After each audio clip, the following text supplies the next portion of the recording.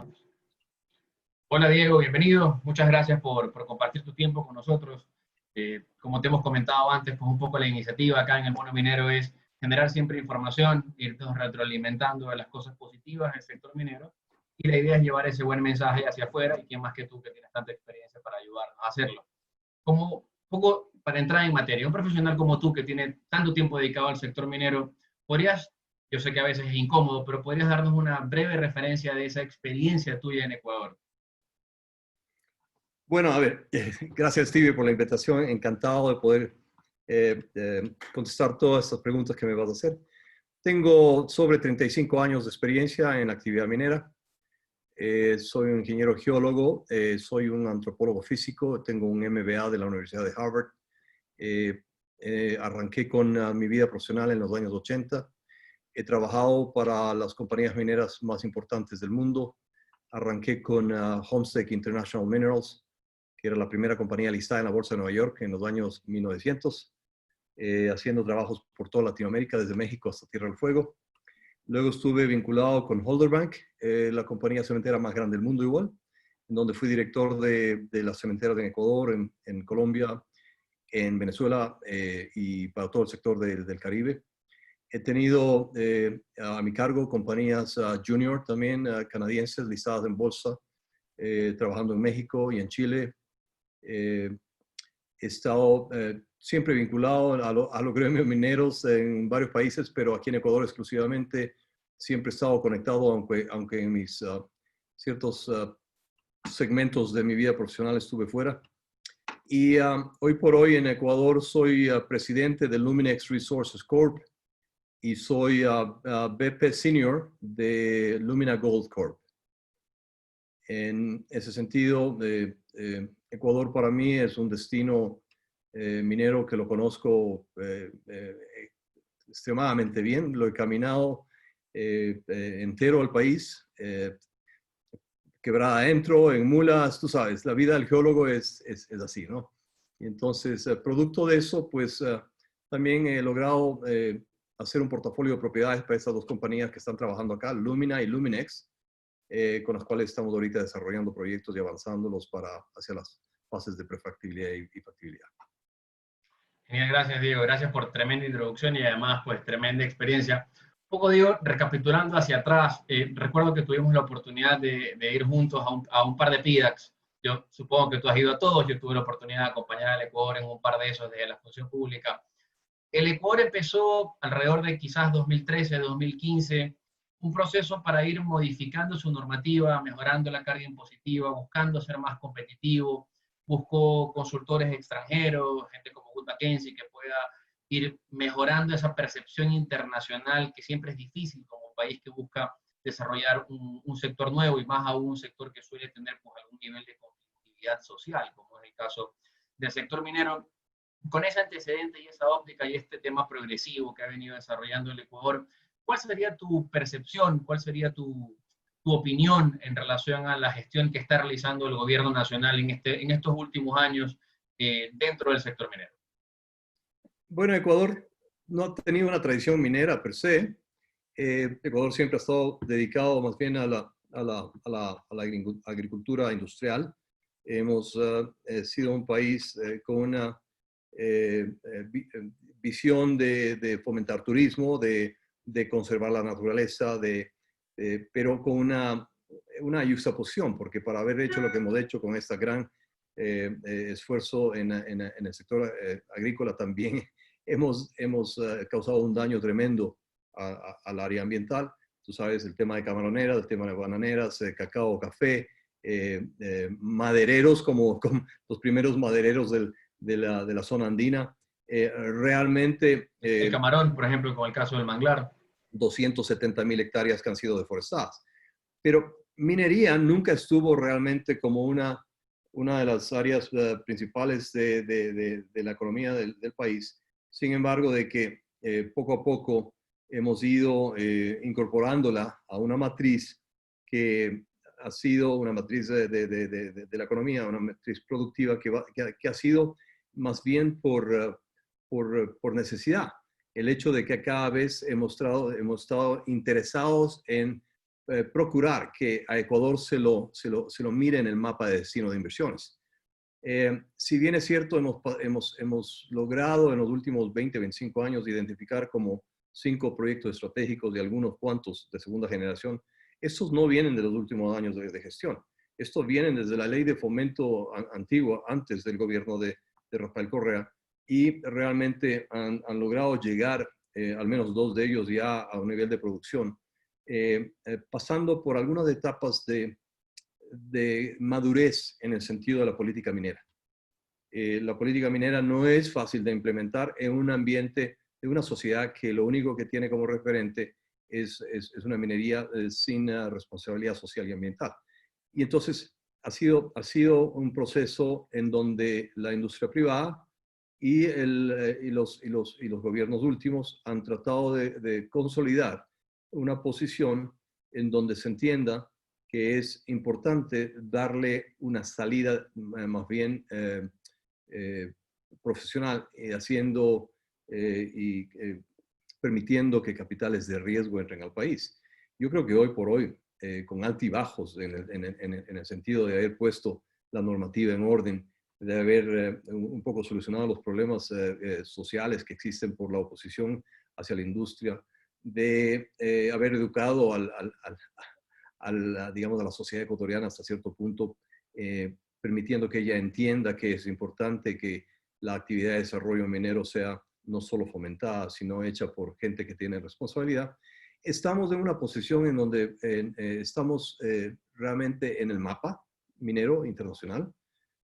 Capitales todavía los capitales de riego todavía tienen cierta, como te digo, un poquito de recelo sobre la estabilidad en general del país. Ecuador no es el mejor ejemplo de estabilidad, pero aún así el potencial minero es tan interesante acá. La geología, estando en el corredor de fuego de los Andes, no es nada diferente al potencial que tiene Chile, Perú, Colombia y hacia el norte en Centroamérica. Tenemos una gran ventaja. Ecuador está justamente en un punto de deflexión, donde el direccionamiento de los Andes cambia. Para ponerte un ejemplo, Chile es el primer productor mundial de cobre, ¿no es cierto? ¿Dónde están concentrados los depósitos de Chile, los más ricos? Justamente donde los Andes cambian de dirección, ¿no es cierto? Están yendo en una dirección sur-norte, y al topar la frontera con Perú, se desvían hacia el noroccidente, en esa parte estructural donde hay muchísimo tierra.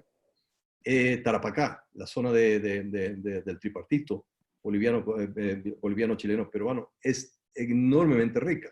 Luego seguimos en Perú con proyectos tradicionalmente de provincias metalogénicas que no son muy ricas en oro, pero llegamos nosotros al sector de Amotape, donde la frontera de Perú y Ecuador se juntan, y los Andes cambian de dirección. Un gran potencial en las provincias metalogénicas nuestras, en las zonas más ricas del país, la provincia del Oro, la provincia de Zamora, parte de Loja, concentración de grandes prospectos y futuras minas. Luego seguimos hacia el norte, hay uno que otro depósitos, especialmente BMS o de sulfuros masivos, a lo largo de la cordillera occidental, algunos en el sur de la cordillera real de los Andes, pero no encontramos una explosión, una manifestación real de tremendas reservas como las que volvemos a ver al norte del país, en donde se junta con la frontera de Colombia y los Andes cambian de dirección. Somos muy afortunados, tenemos geología a la vista, depósitos que están siendo descubiertos, que están en superficie, no como en otros países que ya han tenido la tradición minera por 50, 100 años, ya se minaron los depósitos que estuvieron cercanos a la superficie, y lo que queda por seguir explorando y explotando en el futuro son recursos que son extremadamente caros de sacarles digamos, al tratamiento de superficie. Nosotros estamos en una etapa en donde vamos a vivir seguramente una bonanza con respecto a esta facultad que tiene el país. Muchísimas gracias, Diego. Yo sé que por temas de confidencialidad y de reserva de información va a ser muy difícil que nos cuentes en detalle cómo van los proyectos de Luminex en Ecuador, pero, y un poco como te comentaba al inicio, parte de los motivos de invitarte más allá de esa extensa experiencia profesional ha sido el interés que para nuestros seguidores en el portal se ha despertado por las noticias que el proyecto ha ido desarrollando en el tiempo. ¿Qué sí nos podrías contar de los hallazgos que han logrado durante estos, bueno, ya varios años, más que meses, en tus proyectos de Ecuador?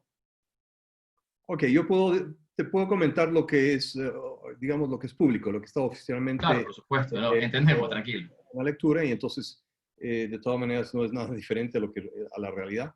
Empecemos con Lumina. Lumina con su proyecto Cangrejos, que bajo su filial Odin Mining local, ha seguido avanzando el desarrollo de la exploración, consolidando una reserva importante de oro, seguramente la reserva más grande de oro primario en el país.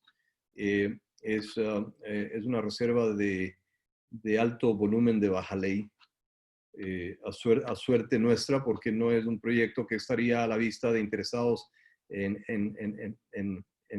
hacer una invasión, por ejemplo. Esto Claro, es, tú te libras un poco de la minería ilegal y de las invasiones que usualmente ponen en riesgo los proyectos. porque para hacer una extracción de este tipo de recurso necesitas altísima tecnología, altísima inversión, y es un proceso de volumen.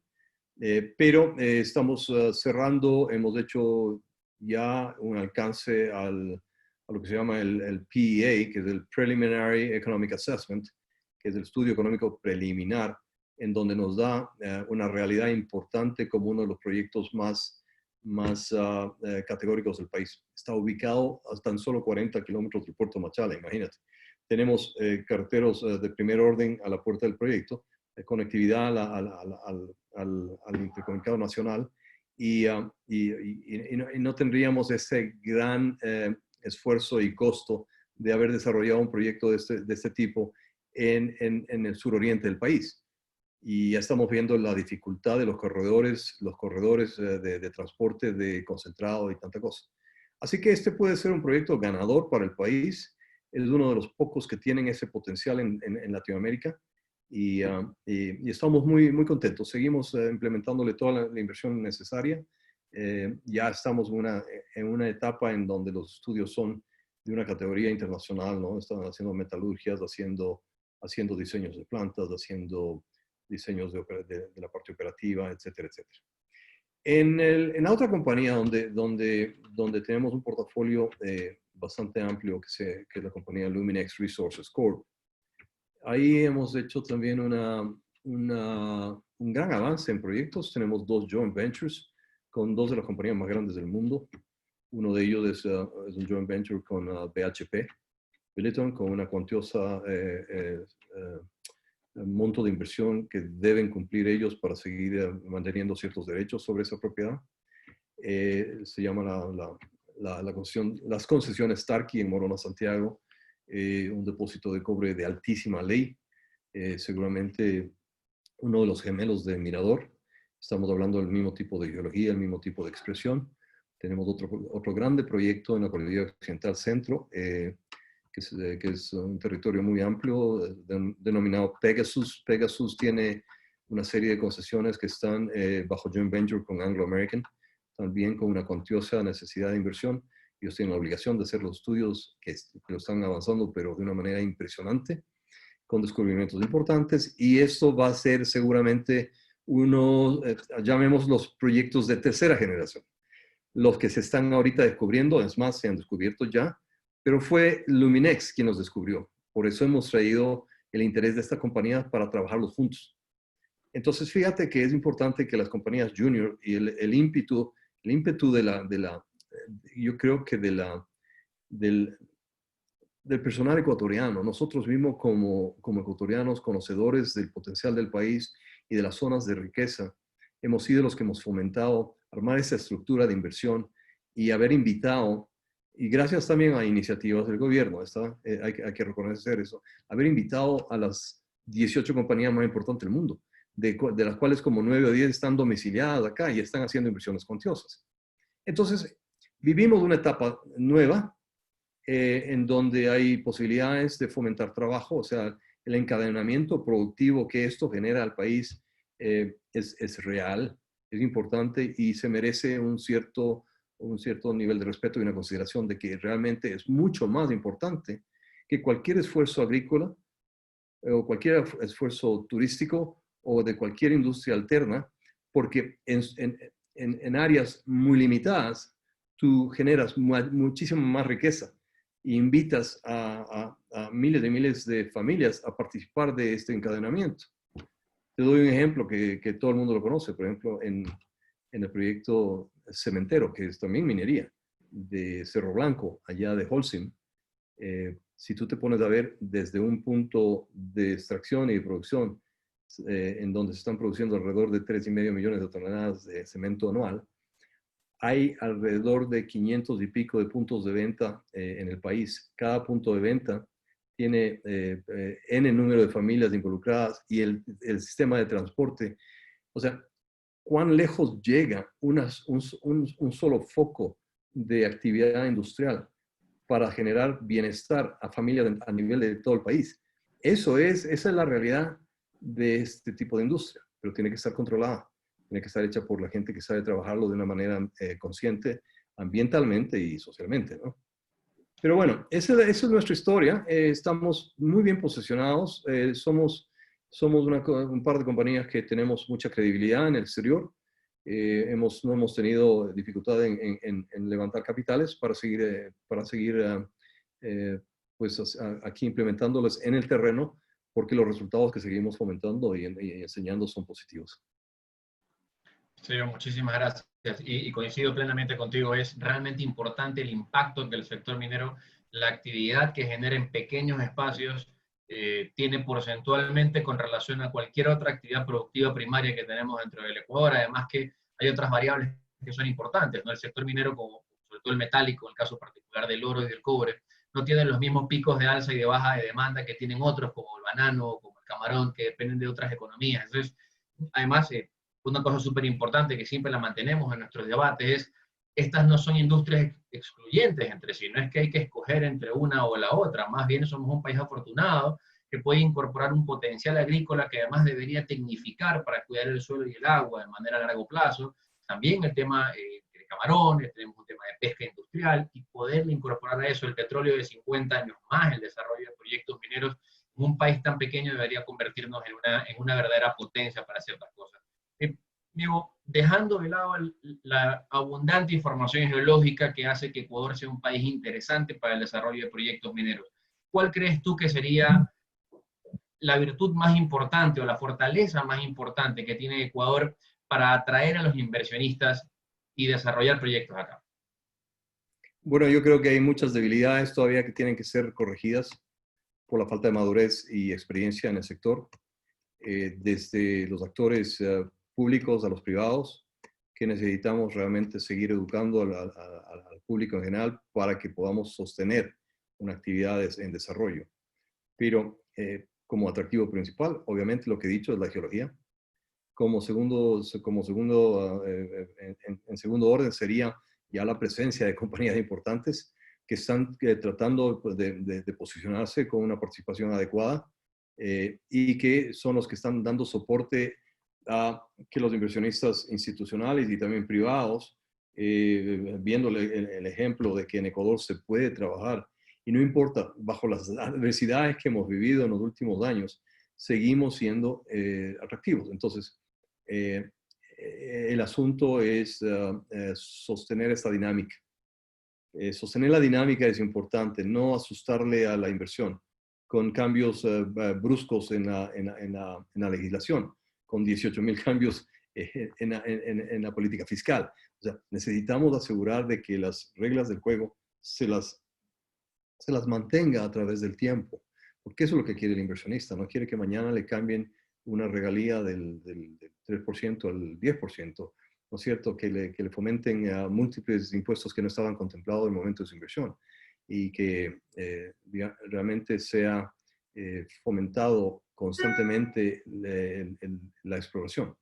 Porque tú puedes descubrir yacimientos, los puedes explotar hasta que su vida útil se agote, pero si no has fomentado la exploración, no hay nuevos yacimientos que continúen con el potencial de la industria. Y para darte un ejemplo, en Chile, por ejemplo, si tú eres una compañía junior, puede ser internacional, puedes acceder a fondos del gobierno chileno para que te apoyen en hacer la exploración, porque ¿qué es lo que le interesa a Chile? Es que las minas como el Teniente, Chuquicamata, el Río Blanco, que ya están por agotarse, sean sustituidas por nuevas y siga la industria avanti. Si es que no hay continuidad en el apoyo de la exploración y los descubrimientos, no existe una industria minera sostenible. Clarísimo, Diego, muchas gracias. Y bueno, pensando un poco a futuro, ¿no? Hemos hablado varios temas interesantes, nos has comentado esta fortaleza que está en haber recibido empresas grandes, la importancia de tener una dinámica que permita que el sector minero se siga renovando con proyectos ya no solamente en explotación y altamente activos, sino pues con información geológica y aquellos nuevos que son búsquedas iniciales, pero que tienen que entrar en la misma dinámica. Sin duda, además, eso va a beneficiar en el tiempo el esquema de costos. Es mucho más barato tener empresas, por ejemplo, de perforación o laboratorios o METs que presten servicios relacionados cuando hay más proyectos a quienes atender que cuando hay menos proyectos que atender, tanto nacionales como del extranjero. ¿Cómo ves tú el 2021? ¿Cuáles crees tú que son los retos más importantes que tiene el sector minero pensando en el 2021? No que el 2020 se haya acabado, estamos a medias del 2020, pero este ya va a ser un año muy complicado y sin duda la situación, la pandemia y las afectaciones que eso tiene en las normales operaciones en las compañías, no solo en explotación, sino en los programas de exploración, van a afectar en lo que queda del segundo semestre de este año. Pero, ¿cómo ves tú ese 2021? ¿Cuáles crees tú que son los nudos más complicados que tienen que desatarse desde la óptica estatal, desde la óptica del sector público ecuatoriano, para permitir que esta dinámica de la que hemos hablado pueda continuar y se pueda mejorar durante el año 2021? Bueno, a puertas de elecciones y de un nuevo gobierno, debemos esperar que se entienda que este nivel de desarrollo que ha tenido la industria es necesario proteger y no usarlo como una herramienta de proselitismo político para bien o para mal. Esto tiene que ser entendido desde ya. Somos, como siempre, somos dentro de toda la calamidad de la situación pandémica, de la calamidad económica, de las condiciones de los altibajos que tiene el país, para no mencionar todo lo malo. Tenemos una suerte loca de que el commodity principal del mundo que se va a desarrollar, aumentar en precio y en demanda en los próximos 5 años, es oro. Más que los metales básicos. Porque a través de la pandemia del COVID, todo lo que es el desarrollo constructivo, infraestructura mundial, va a tener un receso importante.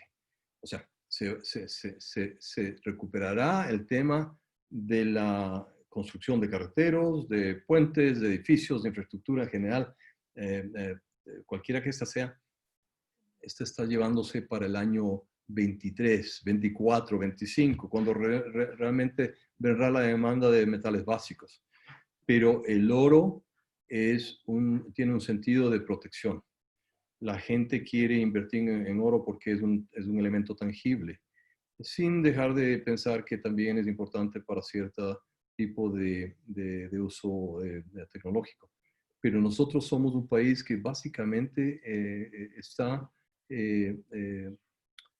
lleno de depósitos de oro, con valores accesorios de cobre, plomo, zinc, Pero entonces, comparados con un país como Perú, para no irnos muy lejos, donde tienen muchísima riqueza en metales básicos, Ecuador va a repuntar por ese motivo. Entonces, es interesante eso. Listo, Diego. Pues bueno, muchísimas gracias por tu tiempo. De nuevo, creo que esta es, como te comentábamos, una primera experiencia para nosotros. Es súper importante tener gente como tú que pues, pueda transparentarnos al sector minero y proveernos de su experiencia y transmitirla así hacia afuera. Agradecerte por tu tiempo. No sé si quieres dejar un mensaje final que luego podamos pues, volverlo una suerte de nota para la publicación. No, encantado, Stevie, por la invitación. Me parece importante ese esfuerzo que están haciendo ustedes.